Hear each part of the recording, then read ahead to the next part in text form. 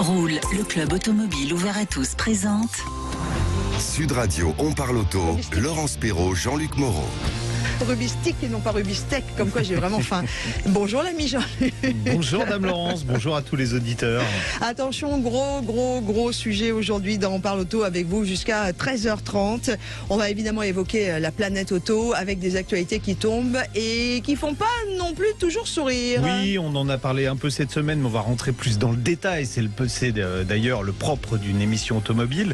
De rentrer dans le détail ? Exactement, mais quand on parle de voiture justement, on savait que 95% des dépassements de vitesse, c'était inférieur à 20 km/h, mais il y a un nouveau chiffre qui est sorti cette semaine, c'est que plus de la moitié, c'est inférieur à 5 km/h. Alors on verra aussi dans les autres pays comment ils traitent ce genre d'infraction. Et vous verrez qu'en France... nous, c'est entre 0 et 20, c'est la même chose. Exactement, voilà. C'est la même chose entre 0 et 20. Voilà. Il y a plein de pays qui ne verbalisent pas les automobilistes pour 1 km/h. Ouais. Bon, la France est un des pays les plus durs. On verra ça avec la Ligue de défense des conducteurs qui a sorti l'information cette semaine. Eh ben, on verra ça effectivement. Faut-il changer d'huile ? Voilà, surtout si on a de l'éthanol, parce qu'on parle beaucoup de l'éthanol. Si on roule à l'éthanol, et il y en a beaucoup qui le font aujourd'hui avec ou sans boîtier d'ailleurs, est-ce qu'on doit garder l'huile d'origine qu'il y avait dans son moteur ? J'entends par l'huile d'origine, est-ce qu'on doit faire la vidange ? Alors oui, mais avec la même huile ou pas ? D'accord, ça c'est une question que l'on va poser. On va parler aussi pneus, mais avec Formule 1. Exactement, un nouveau pneu. Alors un pneu qui s'adapte à votre conduite. En clair, il fait pas de bruit, il consomme peu quand vous roulez doucement et il a plus d'adhérence quand vous roulez plus vite. Ok, super. Comment c'est possible ? Eh ben, on répondra à cette question également dans le courant de notre rendez-vous. Et puis on ira au Classic Days au Mans. Voilà, c'est tout le week-end. En plus, il va faire beau. C'est la 15e édition, non, des Classic Days 13 ou 15. 13 ou 15, on est dans ces eaux-là.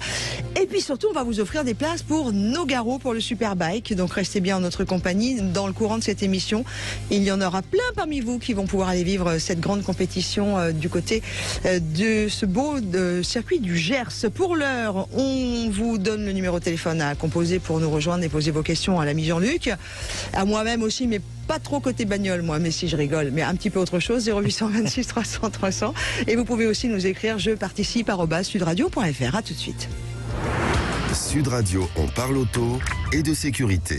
Avec Autosécurité, prenez rendez-vous en ligne pour votre contrôle technique dans un de nos 900 centres sur autosécurité.com. Et vous pouvez bien sûr nous rejoindre aussi sur la page Facebook de Sud Radio. Bonjour Alexandra Legendre. Bonjour Laurence, bonjour Jean-Luc. Bonjour Alexandra. Responsable pôle études et communications de la Ligue des défenses des conducteurs. Voilà, qui a fait, alors c'est le grand terme, qui a fait le buzz cette semaine en sortant un chiffre qui nous fait froid dans le dos, c'est que plus de 50%, 58% exactement des excès de vitesse, en fait on parle des radars automatiques, sont des excès de vitesse inférieurs à 5 km/h, et vous avez eu, semble-t-il, quand même beaucoup de mal à récupérer ces chiffres. Oui, on connaît la difficulté de la sécurité routière pour divulguer des chiffres précis sur justement les excès de vitesse. Et donc ça, c'est un long travail de lobbying. En fait, il faut rencontrer des députés ou des sénateurs de façon à les convaincre et à poser finalement au nom des usagers de la route cette question qui consiste à détailler finalement les tranches de contravention d'excès de vitesse. Mais normalement, ça doit être public, tous ces chiffres-là, on est d'accord ? Enfin, en tout cas, oui, mais bon, voilà, ça le devient puisque finalement le ministère de l'Intérieur a décidé au bout d'un an de répondre à la sénatrice du Var qui avait posé la question. Suite à une enquête qu'on avait menée l'année précédente. Donc en gros, si vous voulez, on est quasiment en 2 ans de délai pour obtenir une information qui évidemment existe et qui n'est simplement pas publiée à un rythme régulier. Et il faudrait évidemment que ce soit publié systématiquement. C'est combien d'excès de vitesse ? Parce que là on dit 58%, mais ça représente combien d'excès de vitesse par année ? En gros, c'est 12 500 000 quoi, sur des années hors confinement. Ah oui. Ouais, c'est par D'accord. Alors c'est 12 500 000 excès de vitesse constatés par les radars automatiques et 58% de ces 12 millions, ça fait combien ? Parce que ça fait 5, 7 millions 3, c'est ça ? 7 millions et demi, oui, dans les eaux-là. Voilà. 7 millions et demi de conducteurs qui sont verbalisés en dessous 5 km/h. Alors attention, question, est-ce que c'est exactement, on est flashé avec 5 km/h ou c'est quand on redescend ? Tu sais, par exemple, si je roule, je suis prise à 98, je vais être descendu à 92. Voilà, merci. La sécurité routière dit on vous accorde une marge de tolérance, ce qui est complètement faux. C'est une marge technique. C'est une marge technique des radars. C'est-à-dire le fabricant du radar dit je garantis que la vitesse affichée, elle est juste à tel pourcentage. Donc si ça se trouve, quand vous êtes flashé à 71, vous êtes vraiment à 71 km/h et non pas à 76 comme prétend souvent la sécurité routière. Il y a des cas de figure où, en fonction de la météo, en fonction de plein de paramètres, le radar va vous indiquer 71 pour 71. Donc on peut être réellement verbalisé pour 1 km/h de trop. Et ce qui est inadmissible en France, et c'est le pays du monde qui est le plus dur en la matière, c'est que pour 1 km/h, vous perdez 1 point et vous avez un PV. Oui, mais qui peut être élevé si c'est c'est 90 euros si c'est en ville. Jean-Luc Moreau de Sud Radio dans On parle auto et Alexandra Legendre, vous qui êtes responsable du plan études et communication de la Ligue de défense des conducteurs, j'entends les gens, et peut-être que je peux avoir cette réaction aussi, je l'assume, dire les lois, c'est 70 km/h maximum, je n'ai pas à dépasser cette limitation. Et donc, du coup...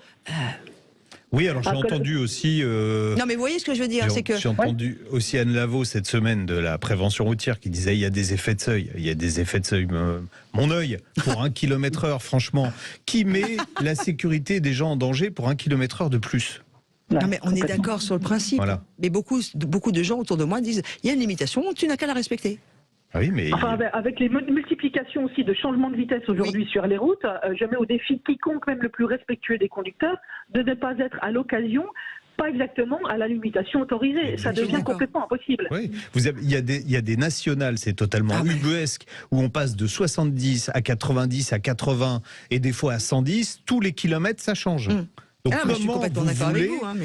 À un moment, si vous doublez un camion, au moment où vous passez devant un panneau qui va dire, voilà, dans 100 mètres, la limitation baisse, et que comme par hasard, au panneau 70, un peu plus loin, il y a juste le radar qui est derrière, parce que ça arrive, vous faites prendre en toute bonne foi, sans pour autant être un danger public. Parce que c'est ça aujourd'hui le problème. En fait, la peine est trop sévère par rapport à la réalité de l'infraction. Il vaut mieux tirer sur les policiers avec des mortiers où on ne craint rien, juste un rappel à la loi, que de dépasser de 1 km/h. Le problème dans ce pays... C'est pas un peu exagéré, non, c'est absolument pas exagéré. 1 km/h, vous allez être condamné. Oui, mais je vais être condamné à 90 euros, que je peux payer à 45 et exactement, à pas 45, sauf si c'est en ville. Ah oui, mais c'est exagéré la comparaison. Mais oui, non, c'est pas exagéré du tout. D'un côté, vous n'êtes pas inquiété. D'un côté, tous ceux qui tirent là en ce moment avec des mortiers sur la police, quand ils se font arrêter, ils ressortent du tribunal, on leur a dit attention, c'est mal. Donc ils ont... Bon, l'ami Jean-Luc est en colère, on l'a compris. Alors, on fait quoi ? J'invite moi les Français finalement à signer. On vient de lancer une pétition pour demander justement. Alors nous on est là pour ça, donc on demande ni contravention ni retrait de points pour ces petits excès de vitesse. Je précise que cette demande on l'a fait hors agglomération parce que oui, en ville on peut comprendre qu'effectivement il faille être plus dur. Voilà, exactement. Attendez Alexandra, quoique 30 km/h dans certaines villes, quand on a des boulevards avec 2 voies ou 3 voies et qu'il n'y a personne, franchement, c'est intenable. Oui, bien sûr, mais c'est compliqué. En agglomération, ça nous semblait extrêmement légitime, alors qu'en agglomération, on savait qu'on allait se faire refuser finalement l'accès potentiel à la réflexion sur le sujet. Donc voilà, on se dit qu'une pétition signée par des dizaines ou des centaines de milliers de personnes, ça peut avoir du poids. Donc une pétition qu'on adresse au ministre de l'Intérieur.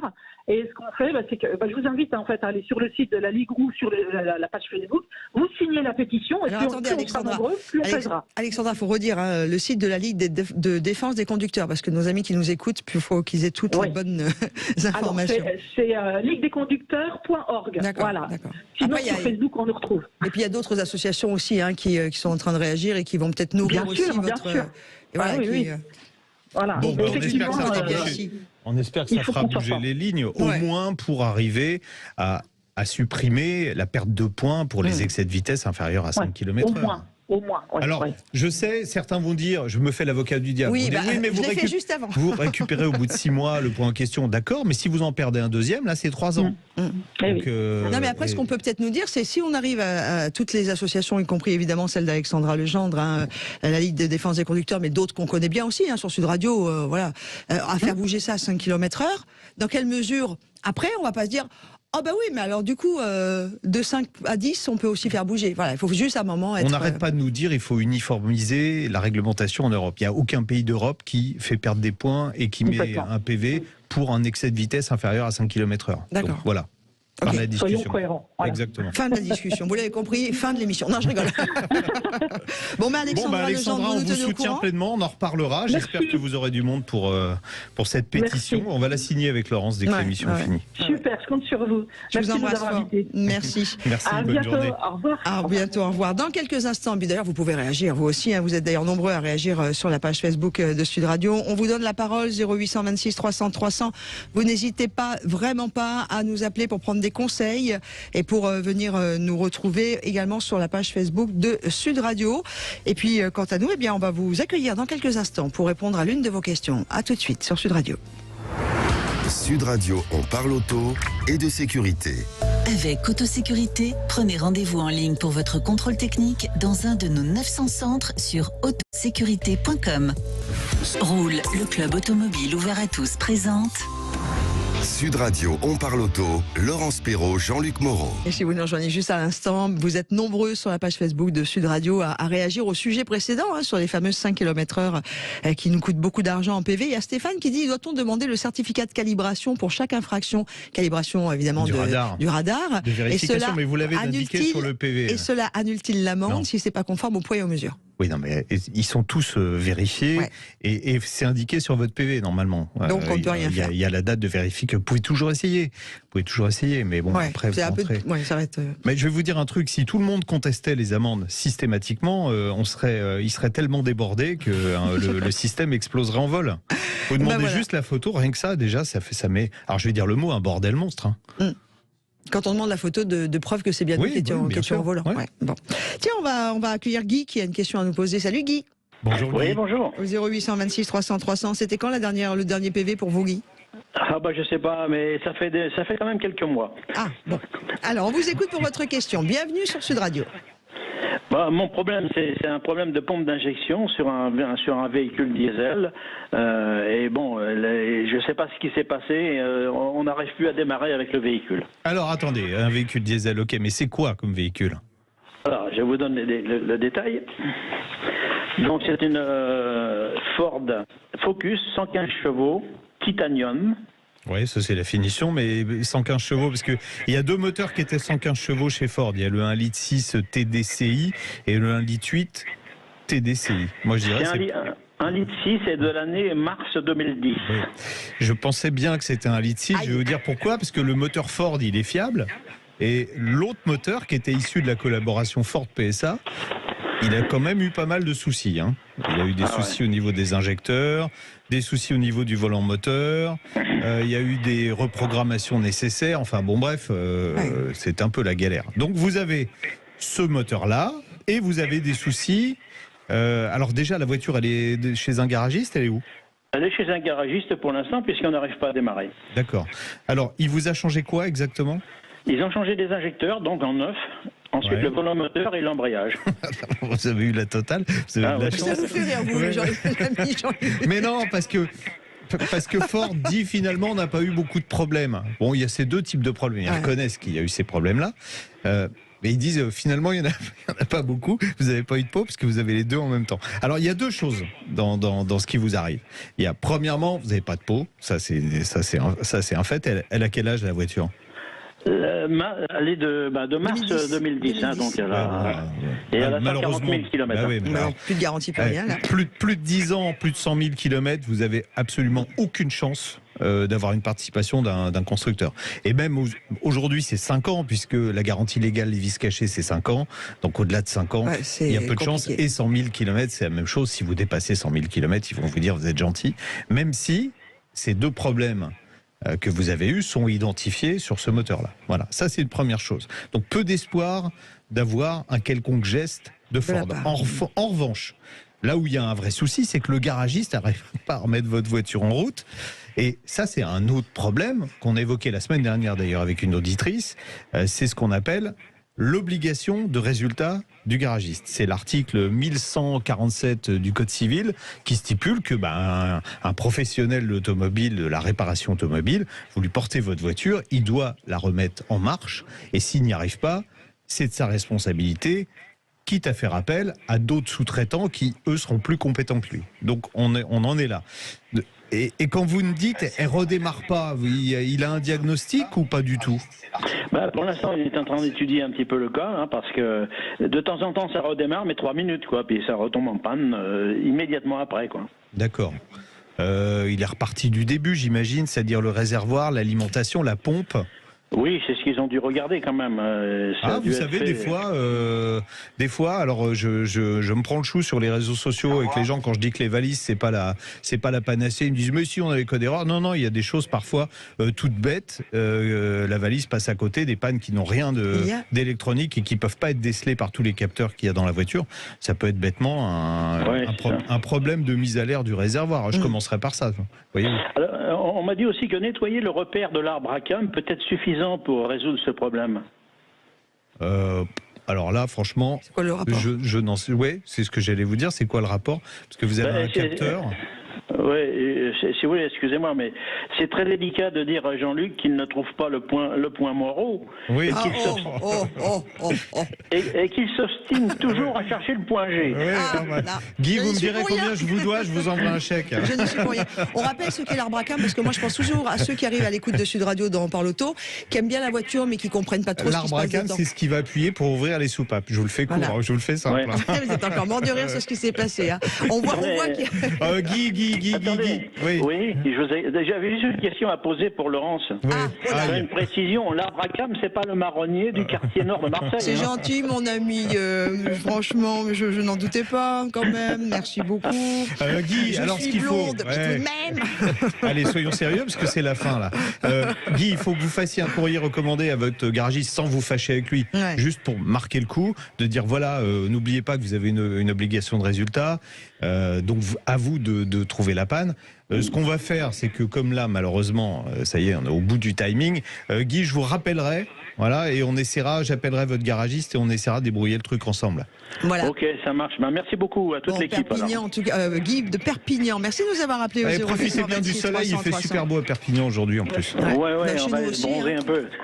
Dans le nord de la France, c'est pas mal non plus. Puis la pluie, c'est bien aussi des fois de temps en temps, surtout quand on est en sécheresse. Salut Guy. Allez, à suivre. Merci. Eh bien, on va partir sur l'essai de la semaine avec vous, l'ami Jean-Luc. Ce sera une Mazda, on n'en dit pas plus pour l'instant.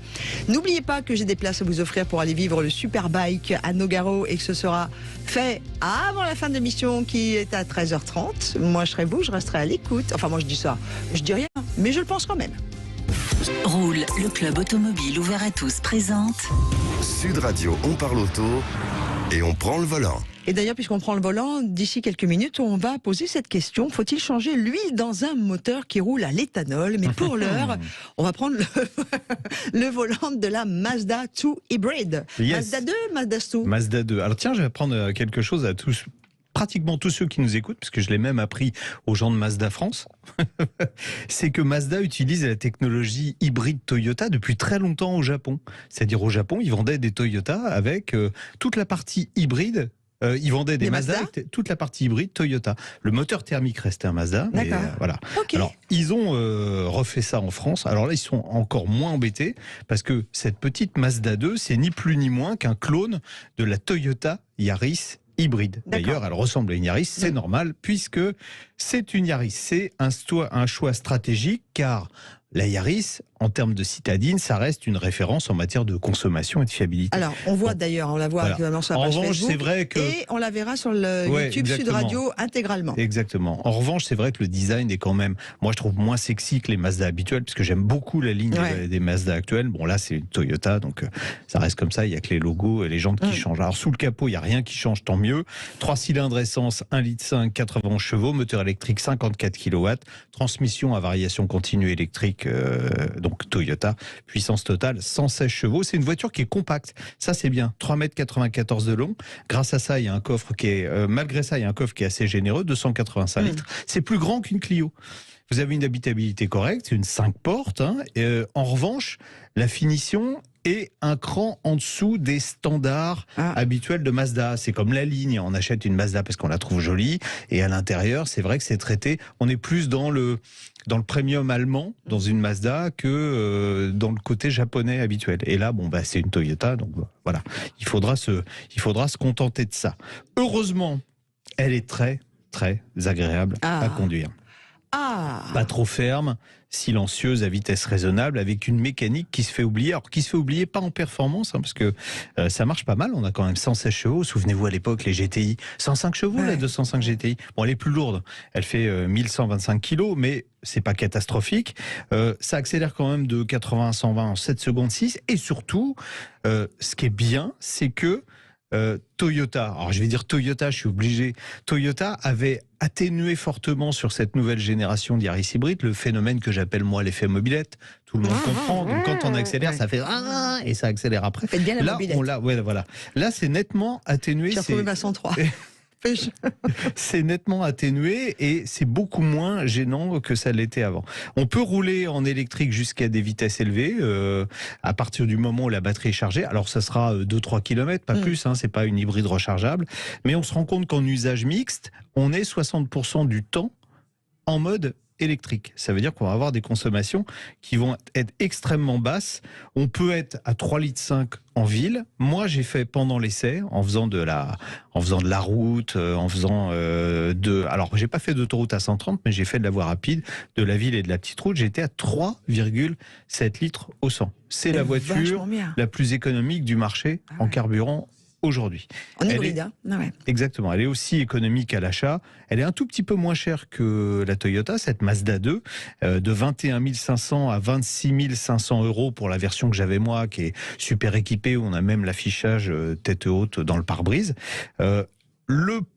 Alors, la question qu'on peut se poser, c'est pourquoi est-ce que Mazda choisit de commercialiser une Toyota ? Je vous ai dit tout à l'heure, ça peut s'expliquer parce que c'est une référence. Donc comme ça, d'un coup, ils ont dans leur gamme un véhicule qui est vraiment intéressant en termes de consommation, de fiabilité. Après, est-ce qu'on va acheter une Mazda plutôt que la Toyota d'origine, parce que la Toyota bénéficie de l'image de Toyota que n'aura pas la Mazda. Alors ?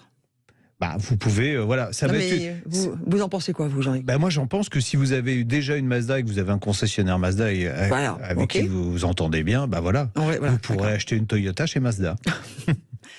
Elle est quand même pas si mal. Non, elle est très bien. Et puis c'est une super petite urbaine. Oui, c'est une super petite voiture. Et on parle pas pollution. On parle pas pollution parce qu'en termes de pollution, ils sont très très bons aussi. Voilà, on va pas rentrer dans ces détails-là. Super. Et vous retrouvez toute la vidéo complète de l'essai sur la page YouTube de Sud Radio. J'ai vu en plus que vous êtes promené dans de très très jolis endroits. C'est beau par où vous êtes allé faire votre essai. Je suis souvent dans le Vexin en fait. C'est très très beau. On aime beaucoup le Vexin. C'est donc nord-ouest de la région parisienne quand on va vers la Normandie. J'ai photographié un panneau qui m'a beaucoup fait rire. J'ai mis sur Facebook, ce qui a fait beaucoup faire rire les gens aussi. Il y a écrit attention entre on est quoi, avril et novembre, traversée de chars difficile. Alors j'ai mis un petit truc, j'ai dit Vladimir Poutine est prévenu. Oh mon Dieu. Qu'il pourra pas envahir le Val d'Oise puisqu'il est traversée de chars difficiles. En fait, Chars, c'est une ville, c'est une petite ville qui est dans le Val d'Oise. Ils font des travaux pour le gaz en plus, figurez-vous. C'est comme ça fait partie des choses un peu marrantes puisqu'on a une petite vingtaine de secondes. Je vais aller voir ce qui se passe aussi sur la page Facebook, mais quand on est par exemple sur la nationale qui descend, en gros vous quittez Orléans pour aller vers Châteauroux et Limoges, il y a marqué juste après Vierzon, dans 10 km, village étape, Va-t'en. Oui. J'adore ce truc, VATN, Va-t'en, village étape. Mes grands-mères habitaient Va-t'en.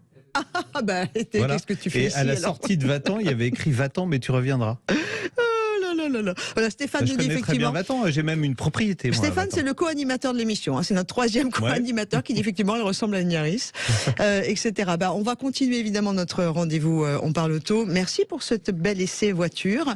Et quant à nous, dans quelques instants, nous allons parler d'environnement. C'est tout de suite d'ailleurs.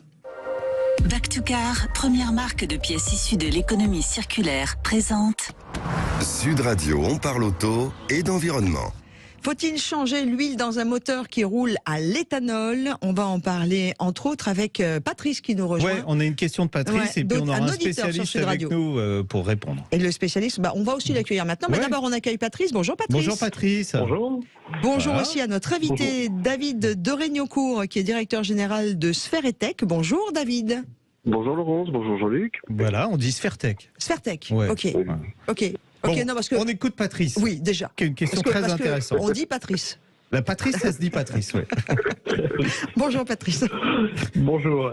Moi j'avais une petite question. J'ai une Prius et une Yaris. La Prius roule en grosso modo à 50% d'éthanol et la Yaris 100% éthanol avec kit. D'accord. La préco Toyota c'est du 0,20 classique. J'ai vu qu'il passait à 0,18. Alors là, vous avez largué Laurence là. Hein. On va expliquer la préconisation pour l'huile. Vous avez compris, amis auditeurs, c'est ma journée. J'en prends plein les de l'huile 0W20, c'est une huile qui est très fluide. Oui. Pourquoi sur les voitures hybrides on a des huiles très fluides? Parce que le moteur s'arrête et redémarre sans arrêt. Donc il faut une huile très fluide. Voilà. D'accord, bien monsieur le professeur. La Yaris c'est une boîte Mica traditionnelle. D'accord, ok. Donc alors vous avez les deux roulent plus ou moins à l'éthanol, c'est ça, et vous voulez savoir si vous devez passer sur une préconisation d'huile encore plus fluide, puisque sur la dernière génération, alors tiens, on vient de parler de la Mazda 2, elle a ça comme huile dedans, elle a de la 0W16. Ok. C'est encore plus fluide. D'accord. Alors la question, moi je dirais, non, c'est fluide. à partir du moment où vous roulez à l'éthanol, la question n'est pas de savoir si je dois rouler avec une huile plus fluide ou pas, c'est est-ce que je dois rouler avec une huile spécifique, parce que l'éthanol dans l'huile, c'est juste une catastrophe. Et c'est là que David intervient. David de Regnocourt, directeur général de Sferetech. Voilà. Alors David, vous avez fait vous des tests avec des huiles, donc des huiles de synthèse de grandes marques, Oui. En les soumettant à une dilution d'éthanol, et les résultats, ça fait froid dans le dos quand même. Hein. Ouais, on a des jusqu'à 634% d'usure. C'est supplémentaire. Ah ouais. Avec quelle dilution d'éthanol? Avec une dilution de 6%, on s'est rendu compte qu'on avait environ 30% de baisse de viscosité au bout de 7500 km. Ce qui fait que, en gros, par exemple, je prends un exemple, si on prend une 0,40, alors pour faire très simple, ça devient une 0,27, quoi. Et puis après, avec le temps, ça devient une 0,20, 0... En fait, comment dire, c'est l'éthanol comme ça qui... Ouais, l'éthanol se mélange à l'huile parce que vous avez toujours un petit peu de carburant qui va se mélanger à l'huile. Ouais. C'est pour ça qu'il faut faire des vidanges. Entre autres, il n'y a pas que ça. Mais quand c'est de l'essence, c'est moins grave. Quand c'est du gazole, c'est encore moins grave. Mais quand c'est de l'éthanol, c'est très grave. Ouais. Parce que du coup, ça assèche l'huile. Enfin, le mot est mal choisi. L'huile perd ses propriétés lubrifiantes. On va dire ça comme ça. Ouais. C'est ça. En fait, on devrait dire combustion, dilution et solution. En fait, combustion. En fait, quand on roule à l'éthanol, alors je pense aussi aux usagers qui, pour faire baisser la facture, qui vont couper l'essence en mettant 30%, 40%, 50% d'éthanol. En fait, ils ont l'impression que la voiture le supporte. Mais en fait, le calculateur de la voiture va, je ne vais pas dire plus ou moins bien gérer, il va plus ou moins mal gérer. Et il s'ensuit, on va dire, pour faire simple, une combustion incomplète. C'est-à-dire qu'il y a une partie de l'éthanol qui va pas se transformer en gaz et qui va descendre, s'écouler le long des parois du cylindre et se mélanger à l'huile dans le bas moteur. Et ça va quasiment essuyer l'huile et laver les pièces, quoi. L'éthanol, c'est dans le lave-glace, il y a 40% d'éthanol. Quand vous nettoyez votre pare-brise, ça nettoie super bien. Bah oui, il y en a dans les produits pour nettoyer les vitres, ça nettoie super, ça dégraisse très bien. Ce qui fait que dès l'instant où on casse la viscosité de l'huile, finalement, elle perd son onctuosité, elle devient, on va dire un peu comme liquide, de l'eau. Ouais. Et l'huile peut plus supporter des charges. Le film d'huile, il devient flagada. Et donc on a des usures de bielle, de vilebrequin. Alors c'est malheureusement l'acheteur suivant qui va hériter de l'usure de l'utilisateur d'avant. Et donc quand on a fait les tests, on s'est rendu compte qu'il fallait vraiment soit vidanger mais très très vite les moteurs, ne pas aller 8000 km, 10 000 maximum. Mais malgré tout, l'huile est quand même bien... Oui, les gens aujourd'hui, personne ne fait une vidange à 10 000 km, c'est clair. Voilà. Non, mais alors, ce que vous êtes en train de dire est quand même hyper important, c'est que moi, vous avez dit, c'est celui qui va racheter la voiture qui va risquer d'en pâtir. Oui, exactement. C'est-à-dire que quand on vend une voiture dans laquelle on a mis ou le boîtier ou qu'on a mis de l'éthanol, etc., on devrait avoir une espèce de contrôle technique très particulier, parce qu'on risque d'un an après de se retrouver avec des réparations. Et on peut pas, parce qu'il faudrait démonter le moteur et puis mesurer l'usure de ces pièces-là. Mais oui, mais tous ceux qui écoutent l'émission vont dire, moi, j'achète pas d'occasion. Alors, on peut faire une chose, Laurence. Je vous coupe. Parce que sinon, moi, j'achète jamais de voiture d'occasion. On peut faire une chose, quand vous achetez une voiture d'occasion, que vous n'êtes pas sûr si la voiture a roulé à éthanol, vous faites faire une analyse de l'huile. Là, dans l'analyse de l'huile, on verra d'une part s'il y a de la dilution d'éthanol dedans, les propriétés de l'huile si elles ont bougé, et vous verrez s'il y a des métaux en suspension dans l'huile qui vous indiquent qu'il y a une usure moteur à un endroit. Et ça coûte pas très cher, ça coûte moins de 50 €, et vous êtes sûr de la qualité du moteur. Parce que là, on vient de tuer le marché d'occasion automobile. Petit bémol, disons que cette dilution qui existe sur tous les moteurs, comme le disait Jean-Luc au début, la dilution de gasoil c'est gras, donc c'est moins dangereux. Bon, la dilution d'essence c'est moins gras. Je reviens sur le gasoil c'est gras et ça contient du carbone, donc les usagers voient la dilution puisque l'huile elle change de couleur, elle devient noire. Ouais. En essence, elle noircit moins puisqu'il y a moins de carbone. En dilution d'éthanol, elle noircit pas du tout, il n'y a pas de carbone. Donc ce qui fait que la nuance, c'est que quand on a un boîtier de conversion, la gestion moteur est mieux gérée, et donc ce qui fait qu'on a moins de dilution. Par contre, quand on n'a pas de boîtier, là il n'y a pas de gestion optimale du tout, et là on a plus de dilution. D'accord. Donc il faut être encore plus prudent quand on n'a pas de boîtier et qu'on roule à l'éthanol. Ce que font, on va dire la moitié des utilisateurs d'éthanol aujourd'hui. Mais David. Ouais, vous avez fait des tests, oui. Allez, je vous écoute. On avait testé donc des solutions pour essayer de limiter l'usure. Et on avait testé le nitrure de bore. C'est là où on a mis en valeur. Alors, c'est la céramique, c'est le nom. La céramique, c'est le nom courant. On avait testé de renforcer des huiles avec du nitrure de bore. Et l'avantage de la céramique, c'est qu'elle est insoluble. C'est-à-dire que, pour s'imaginer, on a peut-être du mal à comprendre comment de la céramique peut lubrifier. En fait, de la céramique, c'est dur. Vous prenez une tasse à café, vous la cassez, vous en faites des morceaux jusqu'à moins d'un micron. Bon, vous n'y arriverez pas, mais ça se fait en industrie.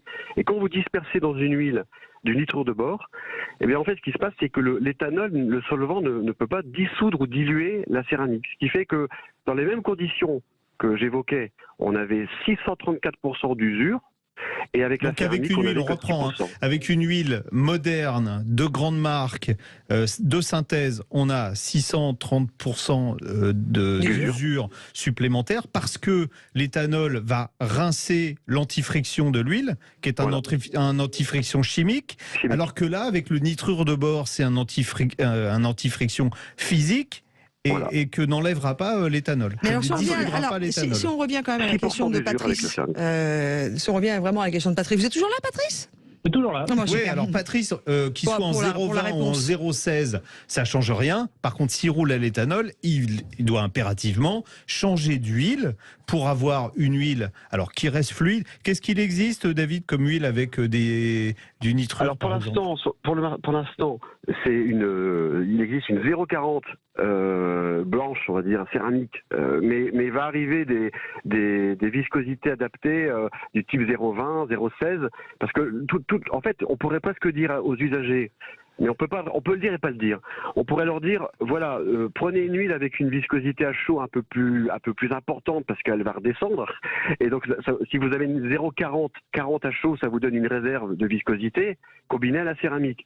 Mais on va bientôt faire les viscosités 0,20 très faibles avec de la céramique dedans pour dire de vraiment couvrir Patrice, voilà. Donc vous, Patrice, vous trouverez le site Sfertech, c'est ça Une dernière question, parce que j'ai un jeu à faire, David, là, on va parler moto dans quelques instants, mais il faut faire des vidanges plus régulières alors ? Oui, de toute façon, il faut... Tous les combien c'est tous les ans. Sans céramique, tous les 10 000. Okay. Maximum. Avec céramique, 20 000. Okay, 20 000. Voilà. On a, pour les éthanols, avec ou sans boîtier, etc. Bon, on a eu merci pas mal David, et merci Patrice. Merci cool, Laurent, merci Jean-Luc. Merci à David Deregnocourt, directeur général de Sfertech, et merci à Patrice d'avoir posé cette question qui du coup intéresse tout le monde. On quitte les moteurs de voiture, on parle de moto. C'est parti. Moi j'adore. Car Sud Radio vous offre avec le circuit Nogaro les 7 et 8 mai prochains de pouvoir vivre les championnats de France Superbike. Vous allez pouvoir y aller. Alors il faut quand même savoir que la première manche historique de ces championnats de France a eu lieu à Nogaro. C'est se passé il y a quelques années de cela et que tous les ans le rendez-vous est là. Alors si vous êtes amoureux des Superbikes, amoureux des courses, il y aura des courses le dimanche, courses le samedi. Enfin, ça va vraiment être exceptionnel.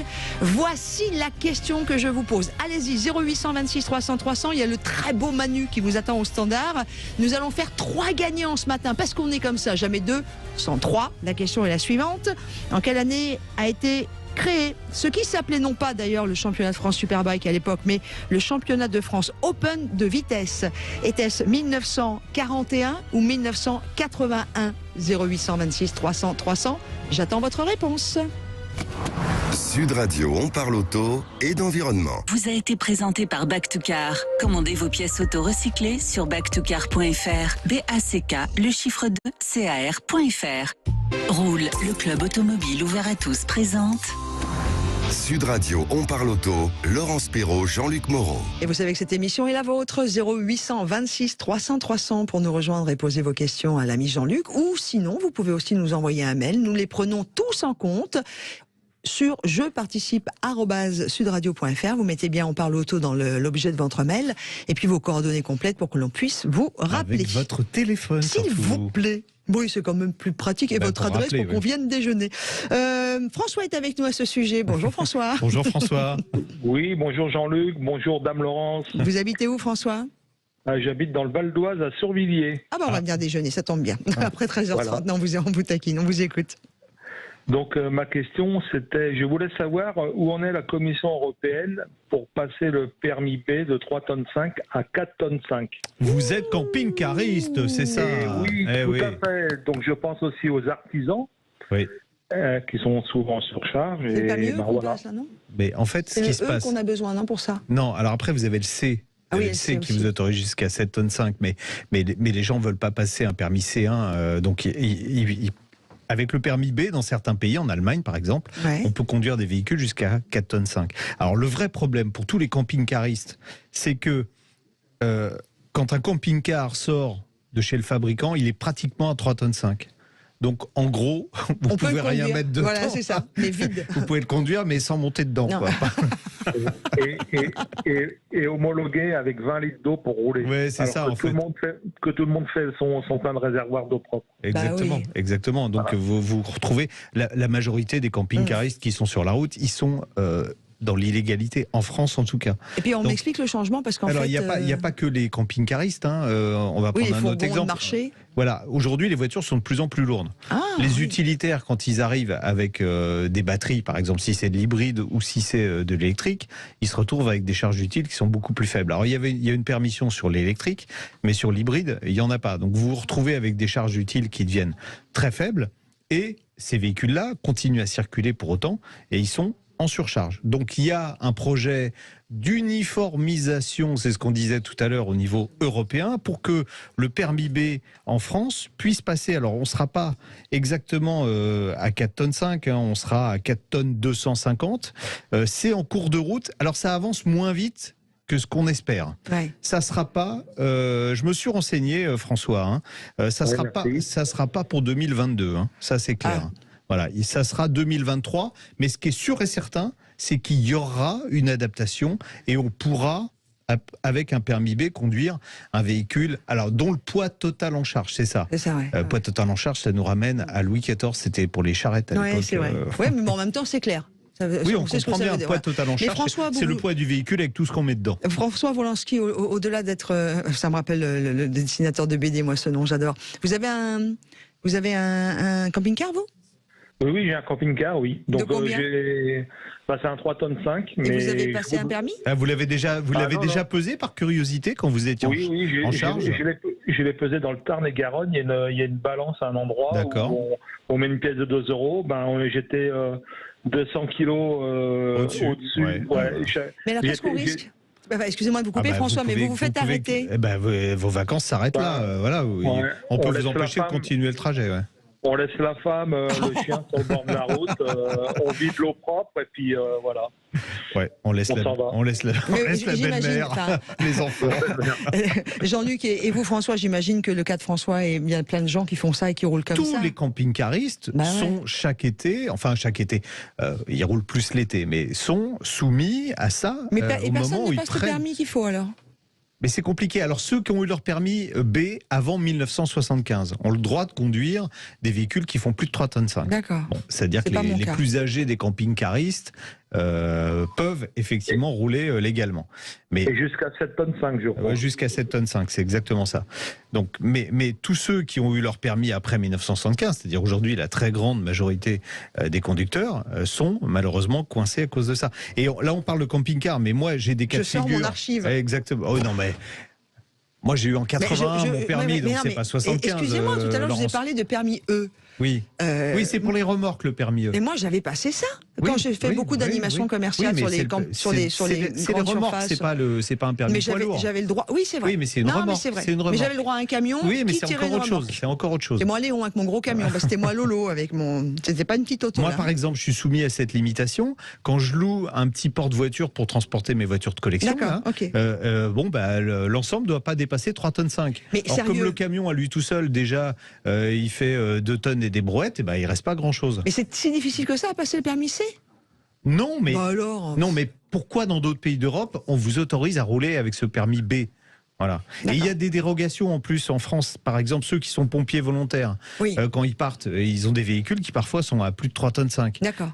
Donc ils ont le droit, eux, ils ont une dérogation pour rouler avec un véhicule plus lourd. Donc c'est juste une tonne de plus. Ils ont juste une journée de formation. Non, mais ce que vous demandez tous, là, ce sera une tonne de plus ? C'est de passer à 4 tonnes 250. Et ça, c'est dans le tuyau, c'est ce que je disais tout à l'heure. C'est dans le tuyau, il y a des discussions au niveau européen, ça va arriver, parce que le gouvernement français avait dit niet, mais là c'est l'Europe qui va décider, et donc l'Europe va décider, mais on avait dit 2022, mais ça ne sera pas 2022, ça sera 2023. Bon, en tout cas, François, la mauvaise nouvelle, c'est qu'en attendant que ça passe, Jean-Luc et moi, on ne peut pas monter dans votre camping-car actuellement. Oui, c'est bien dommage. Mais... Non, mais par contre, pour prendre l'apéro, ça, on peut. Oui, enfin, c'est ça. On se donne rendez-vous à un endroit. Sauf qu'on ne reprendra pas le volant derrière. Voilà. On vous embrasse, François. Allez, je vous remercie. Merci, François. Bonne journée à votre émission. Merci, c'est très gentil. Allez, dans quelques instants, juste avant le retour de l'info, il nous reste à peu près 9 minutes, on va parler pneus et on va parler de la Goodyear F1 asymétrique 6. Sud Radio, on parle auto. Parlons pneus, parlons bien. Avec le syndicat des professionnels du pneu, les spécialistes du pneu au service de votre sécurité sur la route. Je voulais juste évidemment vous prévenir que nous avons eu beaucoup de réponses à notre jeu. Donc voilà, n'appelez plus, on découvrira le nom des gagnants. Il y en a eu beaucoup là pour gagner ces fameuses places offertes par le Superbike à Nogaro, offertes par Sud Radio et par le circuit Nogaro. Tout de suite, on accueille Stéphanie Caramico. Bonjour. Bonjour. Vous êtes directrice marketing France de Goodyear. Exactement, et on va parler du pneu F1 asymétrique 6. Alors vous allez me dire, voilà, pourquoi un pneu de F1 ? Non, c'est un pneu pour une voiture normale. Oui, c'est son nom. Exactement. C'est un pneu ultra haute performance qui a la particularité de... Alors moi je vais dire pour faire simple, s'adapter, mais Stéphanie va nous expliquer clairement ce que c'est, s'adapter au style de conduite, ce que je disais tout à l'heure, on roule gentiment, il fait pas de bruit, il consomme pas beaucoup, on roule un peu plus nerveusement, il va avoir une adhérence plus forte. C'est 2 pneus en un, pour le prix d'un seul. Vous faites votre téléachat c'est le marketing, ouais. Vous faites votre Laurence Perrault sur M6 Boutique ou quoi ? Je vais vous embaucher. Alors déjà c'est tout nouveau, on est d'accord Stéphanie ? Oui, c'est un pneu qui est un nouveau profil qu'on a lancé en janvier, qui vient remplacer l'Eagle Asymétrique 5, qui était son prédécesseur, et dans lequel, en effet, on est venu travailler sur des nouvelles technologies, dont une technologie qui s'appelle le Dry Contact Plus, et qui, comme son nom l'indique, ou pas forcément, on va venir améliorer la surface de contact au sol. Et donc vous en parliez, mais en gros, en fonction du style de conduite et donc de la vitesse, de la sportivité, on va dire, avec laquelle on conduit, on va avoir en fait une empreinte au sol qui va vraiment s'adapter et qui va prendre plus ou moins de place. Et on va vraiment bénéficier en fait on aura plus d'adhérence, et plus de réactivité quand on roulera vite. Exactement. On va avoir en fait l'empreinte au sol, donc la surface vraiment du pneu qui est en contact avec la route, qui va s'agrandir quand on sera à des vitesses un peu plus importantes et quand on aura une conduite un peu plus sportive, pour gagner justement en adhérence et en réactivité dans les manœuvres. D'accord. Et on économise en revanche du carburant quand on roule gentiment par rapport à un pneu très sportif habituel qui offre un niveau d'adhérence qui est excellent, mais qui va vous faire consommer plus et éventuellement faire plus de bruit aussi. Alors oui, potentiellement, en effet, on est venu aussi améliorer la résistance au roulement. On a des résines qui sont utilisées dans ce pneumatique qui permettent de limiter cette résistance au roulement et donc d'avoir une meilleure rentabilité kilométrique et aussi d'avoir une meilleure autonomie. Typiquement pour les voitures électriques, ça permet d'avoir une meilleure longévité. J'allais y venir parce que les voitures électriques ont beaucoup de puissance, ont surtout beaucoup de couple. Elles ont besoin de pneus qui sont très adhérents, mais en même temps, elles ont besoin de pneus qui consomment peu quand on roule normalement pour accroître l'autonomie. Donc c'est parfait pour les voitures électriques en fait, ce nouveau Eagle F1 Asymetric 6. C'est long à dire. Oh. En fait, le Eagle F1, c'est toute une plateforme de pneumatiques que l'on a, dans laquelle on retrouve ce pneu Asymetric 6, qui est un pneu ultra haute performance pour les berlines, mais dans lequel aussi on va retrouver le Eagle F1 Super Sport R et RS, qui sont des pneus qu'on a développés pour des voitures qui roulent sur route, mais qui peuvent aussi aller sur circuit. Et en fait, tous ces pneus bénéficient vraiment de technologies assez avancées pour répondre aux exigences spécifiques des voitures sportives. Alors, mais alors j'allais dire des technologies très avancées, mais ça doit être très cher alors, puisque c'est très avancé. Non, c'est pas très cher. On a la chance d'avoir un centre de développement en fait qui est basé au Luxembourg et qui travaille quotidiennement sur cette technologie. Donc on apporte de l'amélioration régulièrement à tous nos pneumatiques et aujourd'hui l'Eagle Asymetric 6 est au même prix que son prédécesseur, en dépit des nombreuses améliorations qu'on a pu apporter. Et je peux équiper n'importe quel véhicule ? Alors oui, il suffit que les dimensions sont compatibles, mais c'est aujourd'hui un pneu qui va aussi bien sur de la Peugeot 508, de la Golf GTI, que des voitures électriques, des Zoé, des Porsche Taycan, puisque en fait aujourd'hui chez Goodyear, on développe tous nos nouveaux profils avec des spécificités qui vont répondre aux besoins des véhicules électriques.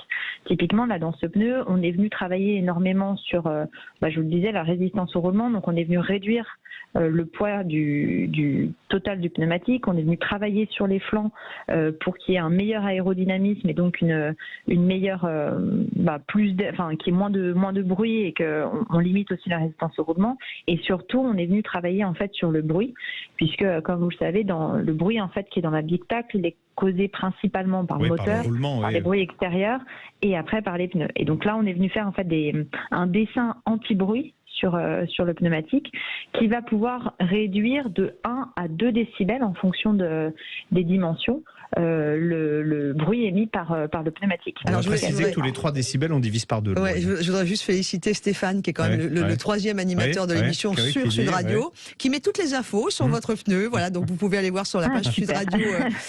Non, mais ce qui est très intéressant dans ce que vous avez dit, page Facebook, pardon. Stéphanie, c'est que en fait, tous les nouveaux pneus qui vont être développés, il y a une vision électrique derrière. On est d'accord ? Oui, en fait, chez Goodyear, on a décidé de ne pas faire de gamme spécifique pour les véhicules électriques, mais de faire bénéficier au contraire à tous les nouveaux profils qu'on lance des spécificités des véhicules électriques. Parce que voiture électrique ou voiture thermique, c'est toujours bien d'avoir moins de bruit dans sa voiture, mais aussi d'avoir un pneu qui va permettre de limiter sa consommation d'énergie, que ce soit de l'essence ou surtout en ce moment, c'est clair. Surtout en ce moment. Merci beaucoup. Merci beaucoup. Merci d'avoir été avec nous. Et c'est vrai que le sujet pneu. Merci à vous, Stéphanie Caramico, directrice marketing France de Goodyear. Le sujet pneu, toutes les semaines, on apprend des choses nouvelles. C'est incroyable. Oui, on se dit que ça va être inépuisable. On y va un pneu. Affaire à suivre l'info sur Sud Radio. Et puis on va découvrir le nom des gagnants pour notre jeu pour vivre les Superbikes de Nogaro. Sud Radio, on parle auto. Parlons pneus. Roule, le club automobile ouvert à tous présente.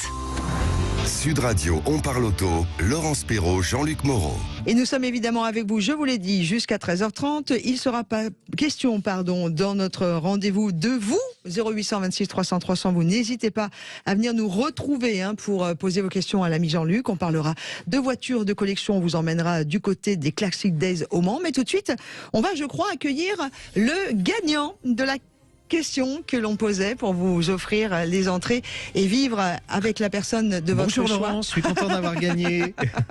Le Superbike qui vont se dérouler, le championnat de France qui va se dérouler le 7 et 8 mai prochain, c'est sur le circuit de Nogaro. La question que je posais était la suivante: en quelle année a été créé, à Nogaro d'ailleurs, pour la première édition, le championnat de France qui s'appelait avant Open de vitesse? Est-ce que c'était 81 ou 41? On va accueillir Joseph. Salut Joseph. Jean-Joseph. Bonjour à vous, bonjour à Sud Radio. Comment ça va? Bien, et vous? Oh ben ça va bien, quel joli accent, vous êtes d'où? Oh, à côté de Dax. C'est quoi à côté de Dax? Misson. Misson, très bien. Eh ben voilà. Vous avez la question alors? La question. C'était en 81, histoire de vitesse.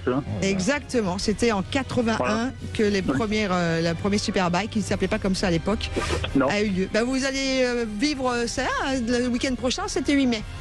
Mais c'est très bien. Merci beaucoup. Je me fais moquer par Bastien, mon réalisateur, parce que mon ça est devenu ça. Vous allez vivre avec Sud Radio. On est ravis de vous offrir ce lien. Mais j'ai un petit problème, c'est qu'il faut en même temps, même week-end, il y a le Grand Prix de Pau aussi.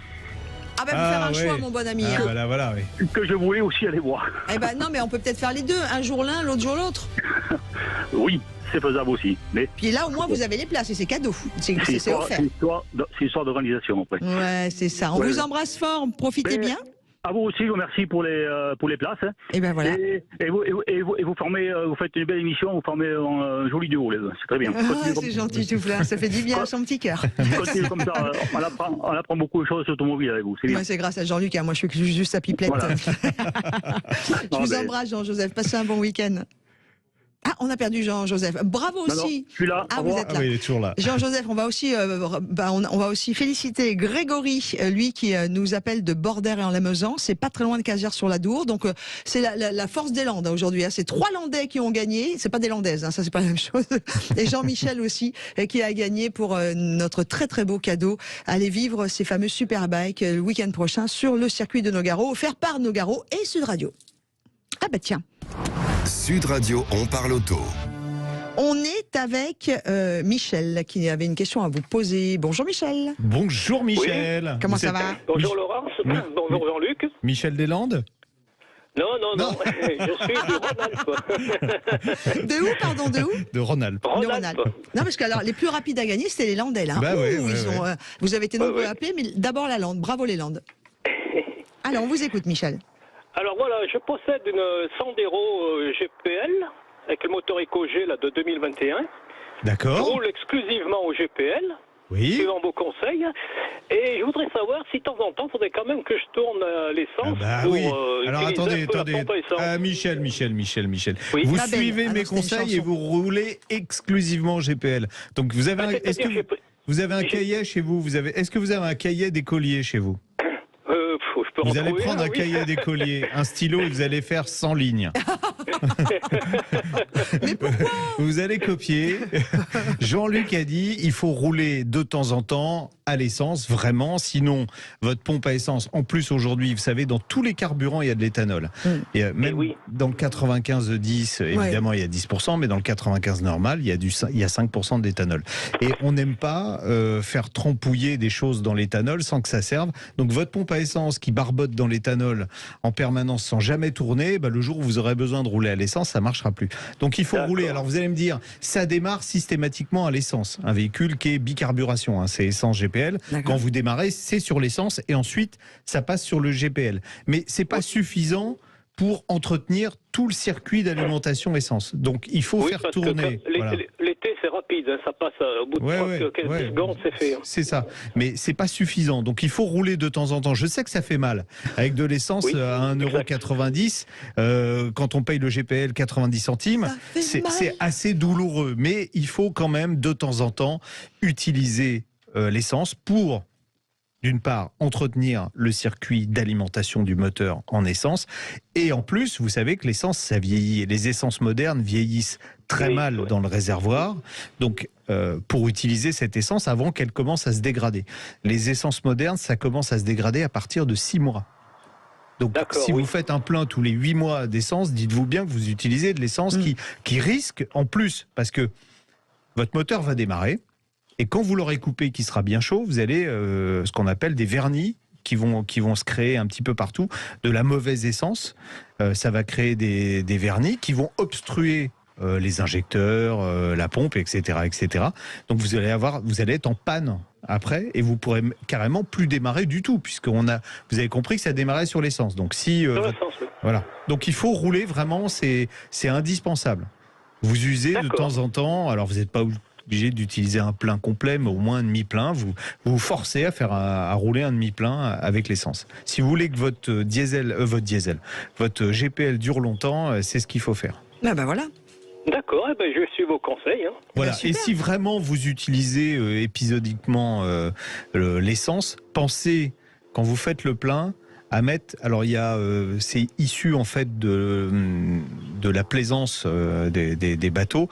Quand un bateau reste l'hiver, on vide pas forcément le réservoir d'essence. Donc il y avait des additifs qu'on rajoute. Ça s'appelle un stabilisateur. Ça coûte pas très cher.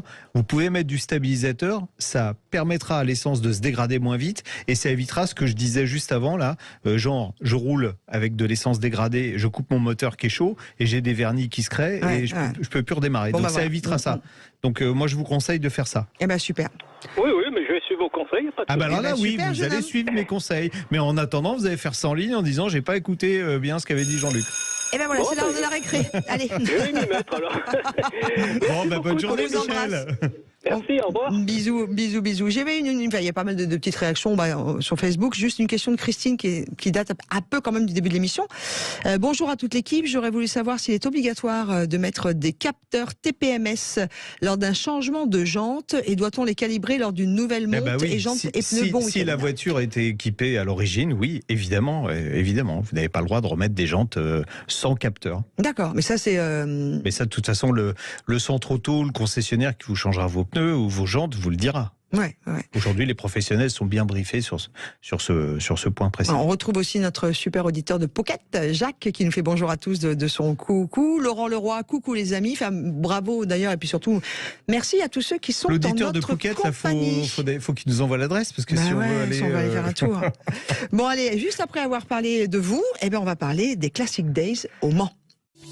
CETEC, leader mondial de la charge batterie, présente Sud Radio, on parle auto, Classic Cars. Et nous accueillons tout de suite Benoît Abdelatif, qui est l'organisateur. Bonjour Benoît. Bonjour Benoît. Benoît, vous avez une influence terrible sur la météo, parce qu'il va faire super beau au Mans pour les Classic Days. Alors, c'est du talent. Alors. C'est ça. Quelle modestie. Moi, j'aime bien. Ne vous embêtez pas. Mais Modeste, c'est son deuxième prénom. Bon, alors rendez-vous. Ce qui va faire beau, c'est qu'il fait un temps de dingue. Bon, 15e édition des Classic Days, c'est un grand rassemblement de voitures d'avant 1980. On est d'accord. Combien vous attendez de voitures au total ? Là, on est sur 1300 voitures. Oh là là. Et on a vraiment une grosse affluence, donc je ne saurais pas vous dire exactement le chiffre là, mais ce qui est sûr, c'est qu'il y a plus de 10 000 personnes. Donc c'est très sympa. Oh, génial. Vous êtes sur le circuit Bugatti, on précise. Cette année, alors vous mettez l'accent sur quoi ? J'ai vu qu'il y avait Jacques X qui était invité d'honneur, c'est ça ? Oui, ce qui nous tenait à cœur, c'était de fêter Monsieur Le Mans au Mans. Ah, c'est joli, c'est bien. Ouais, puis c'est un personnage qui est tellement attachant, tellement gentil, tellement apprécié. Accessible en plus. C'est ça qui est vraiment super. On l'avait déjà eu sur l'antenne de Sud Radio plusieurs fois. Il dit toujours oui. Il est extraordinaire. Voilà. C'est la très grande classe. C'est un monsieur. Vous fêtez aussi Alpine parce que c'est le centenaire de Jean Rédélé, le créateur. Oui, tout à fait. Donc on a monté avec la famille Rédélé un bel hommage à Jean, et avec on a déplacé toute la collection Rédélé. Donc on a de la première, la Rédélé spéciale jusqu'au dernier prototype à 441.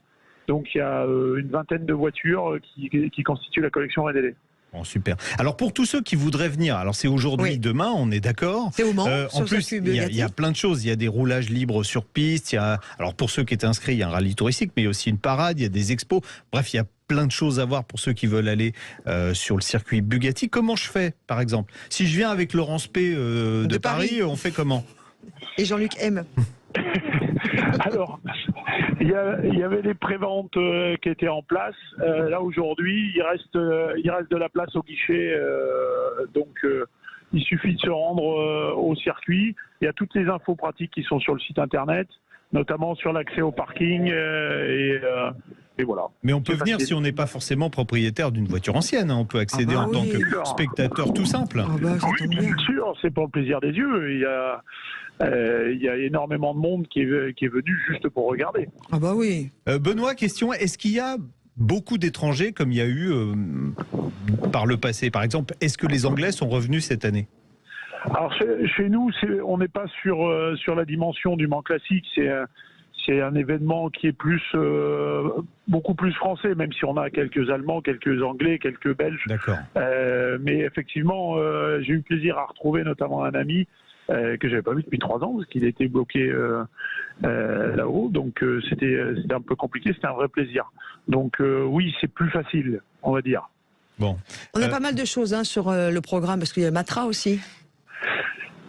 Il y a Matra avec un superbe hommage de Jackie X avec sa Matra MS5 Formule 2 qui lui rappelle sa jeunesse puisque c'est la voiture grâce à laquelle il a été champion d'Europe et qu'il a propulsé après en Formule 1. Puisque ce qu'on sait moins, c'est que Jackie X a été 2 fois vice-champion du monde de F1 quand même. Ouais. Donc il y aura dans les démonstrations, là, on verra ces voitures-là. Il va rouler avec sa Matra. Et il y a aussi un autre personnage sur une R5 Turbo qui va venir aussi. Ah oui, quelqu'un que j'aime bien aussi. On a notre cher Alain Serpaggi qui est là pour fêter les 50 ans de la R5 et il va rouler en R5 Turbo. Lui pendant tout le week-end, donc ça va être c'est aussi un beau plaisir pour les yeux. Et puis on a 2 bébés extraordinaires qui nous viennent du musée Porsche.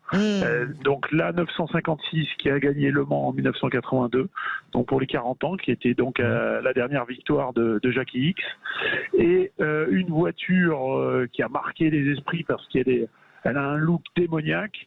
C'est une ex-Jackie X aussi, la Porsche 935 Moby Dick. Ah oui, Moby Dick, oui. C'est vrai qu'elle est assez spectaculaire. Et elle va rouler, celle-là?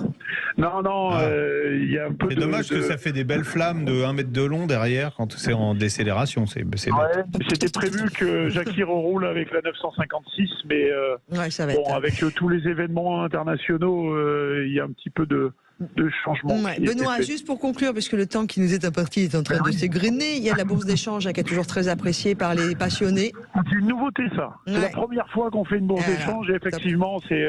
et on peut échanger quoi? Je peux échanger Laurence contre une voiture? Ouais, mais une grosse voiture. Oui, il y a des Rolls-Royce. Parce que moi je bois, j'ai un bon réservoir. Il faut une grosse voiture avec un gros réservoir. Bon, en tout cas, voilà, ça se passe. Super, merci Benoît. Et puis je vous envie pour ce week-end sur le circuit Bugatti. Vous pouvez parce qu'on est vraiment bien. 15e édition des Classic Days, c'est aujourd'hui et demain, on vous l'a dit. Et puis l'invité d'honneur cette année, Jackie X, n'hésitez pas à vous y rendre. Allez, dans quelques instants, nous allons continuer. Quelle auto choisir? Vous nous retrouvez au 0826 300 300 ou par mail jeparticipe@sudradio.fr pour poser vos questions à l'ami Jean-Luc qui vous guidera dans l'achat de votre prochain véhicule. À tout de suite. Sud Radio, on parle auto, Classic Cars. Avec CETEC, leader mondial de la charge batterie. Roule, le club automobile ouvert à tous, présente Sud Radio, on parle auto.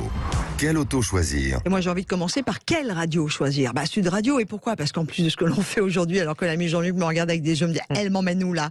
C'est que cet après-midi on a un super programme à partir de 15h avec tout ce qui est rugby sur Sud Radio. 15h Lyon-Montpellier, 17h le match de maintien Perpignan-Brive et puis évidemment toutes les autres rencontres du multiplex.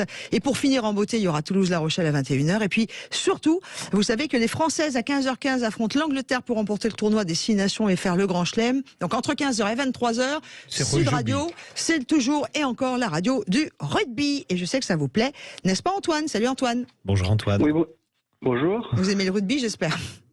Oui, Oui, le foot aussi. Ouf, c'est bon, j'ai eu chaud. On vous écoute. Oui, bonjour. Je voudrais dire que je suis très stressé, excusez-moi. Tout va bien, on est avec vous, ne vous inquiétez pas. J'écoute Jean-Luc depuis très très longtemps, même quand il était avant sur l'autre radio. Je suis actuellement pour se faire d'une Opel Astra, une 4 turbo essence break.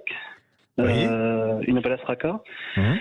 J'envisage de la remplacer par une hybride rechargeable. Il y a déjà connu, comme vous, l'hybride classique Toyota avec une Auris. J'en étais très content, mais un peu trop petite pour 5 personnes à l'époque. D'accord. Là maintenant, j'ai moins besoin de place, donc je me réorienterai vers une hybride rechargeable. Mais quand vous dites moins besoin de place, les enfants ont grandi, les enfants sont partis ou J'en ai une qui est partie et qui sera là que pour les vacances, accessoirement, si elle ne travaille pas.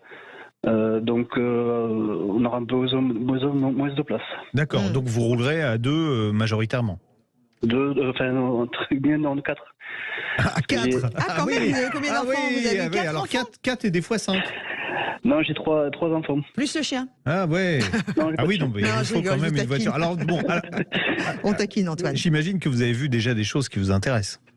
Oui, alors j'ai vu d'occasion parce que j'ai pas trop les moyens d'acheter neuf. Je pensais plus ou une Golf GTE, une Golf 7 GTE. Ouais. C'est pas grand.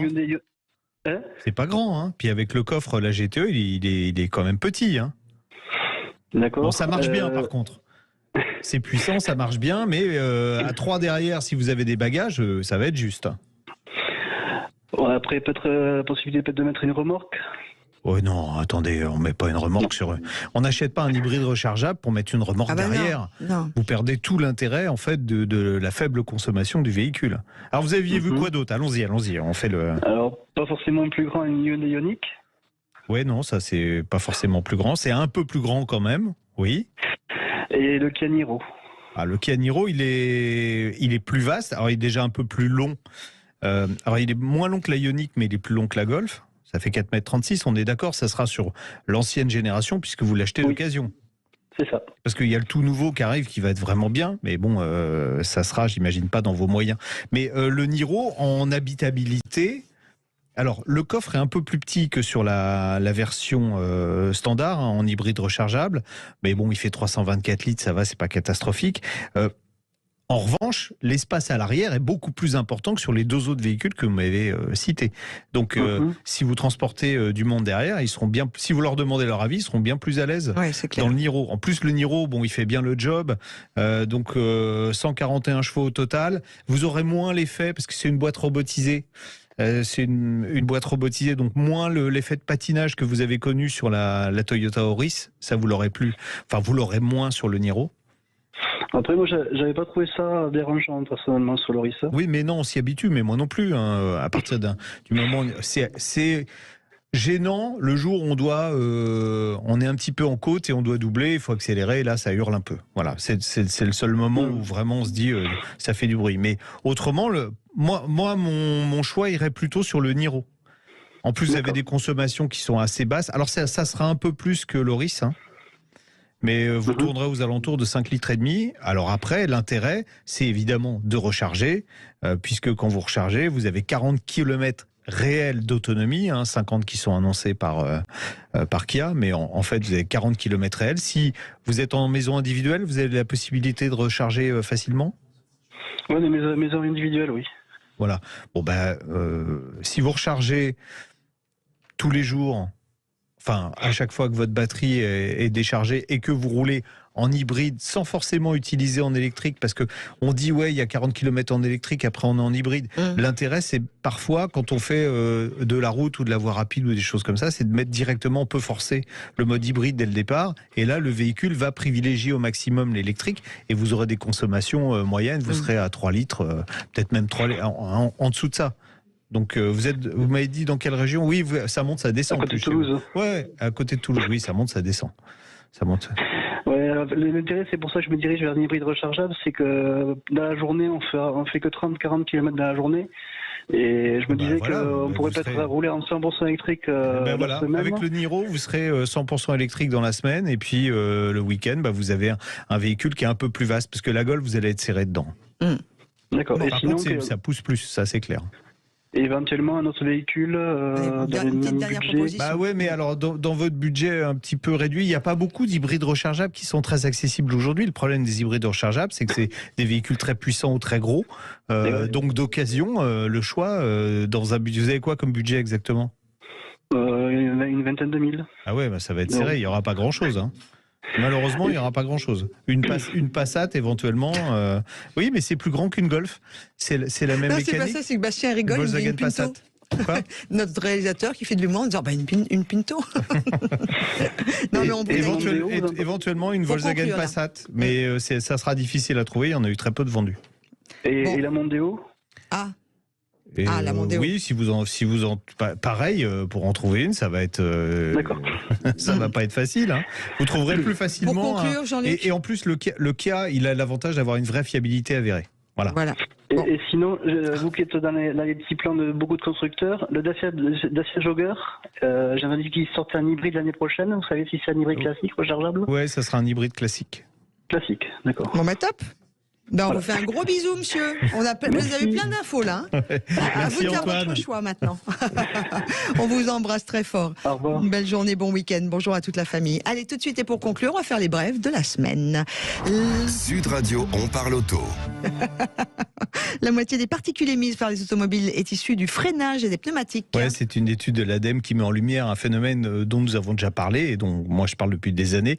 Aujourd'hui, grâce à la généralisation du filtre à particules, les particules fines et ultra fines en suspension dans l'air proviennent essentiellement du freinage. C'est 16 à 55%, du frottement des pneus avec la chaussée, c'est 5 à 30%, et de la remise en suspension des particules déjà existantes, c'est 28 à 59%. Alors dans le détail, les véhicules électriques ou hybrides sont moins émetteurs de particules de frein que les véhicules thermiques grâce au freinage régénératif, mais leur poids élevé et les pneumatiques souvent grands favorisent la remise en suspension des particules au sol et accélèrent l'usure des pneus. Au final, en matière de particules directes, les véhicules électriques conservent tout de même un avantage, mais il est léger. Il s'accroît si on prend en compte les particules secondaires issues notamment des oxydes d'azote et des diesels. Bon, on tentera de vous expliquer ça plus clairement dans une future émission. Allez, Renault, vous pourrez céder sa participation dans Avtovaz, un institut scientifique russe. Ouais, Renault, c'est l'actionnaire majoritaire du constructeur russe qui fabrique entre autres les Lada. À cause de la guerre en Ukraine, la production d'Avtovaz a cessé, mais Renault est toujours obligé de payer le chômage partiel des 41 000 salariés. Alors c'est une vraie hémorragie financière que le groupe français aurait décidé de stopper, selon des sources russes, en cédant pour 1 rouble symbolique Avtovaz à un institut scientifique appartenant à l'État russe. Outre les 15 ans d'investissement qui partent en fumée, c'est une perte considérable pour Renault, car Avtovaz représente la moitié du bénéfice opérationnel de la division automobile du groupe. Merci. Une catastrophe. Pour ces brèves de la semaine. À suivre, on va vous souhaiter déjà un bon week-end. Salut ami Jean-Luc, on se retrouve samedi. Et puis là, vous avez rendez-vous avec toute l'équipe d'Invino. Philippe Forbrac, meilleur sommelier du monde en 92. Ils reçoivent entre autres aussi avec Jean-François Vaillant, qui est copropriétaire du domaine Les Grandes Vignes. Ça, c'est un des exemples de l'émission de ce midi. Et demain, j'aurai le plaisir de vous y retrouver dans Invino à partir de 12h30 en compagnie de Valérie Mérès et de cette chronique que je fais avec l'équipe de Alain Marty. Un vin, une émotion. Bon week-end à tous.